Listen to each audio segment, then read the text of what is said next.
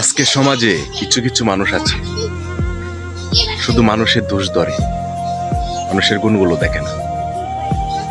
কারণ 18,000 মাখলুকাতের মধ্যে আল্লাহ তাআলা মানুষকে শ্রেষ্ঠ করেছে।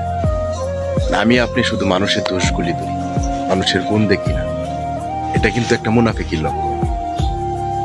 সমাজের মধ্যে সব মানুষ যে খারাপ তা না, কিন্তু তারা শুধু মানুষের খারাপটাই তুলে ধরে। মানুষ ভালো না, মানুষকে জানোয়ারের সাথে তুলনা করে। এটা কি আপনাদের মতো কি ঠিক?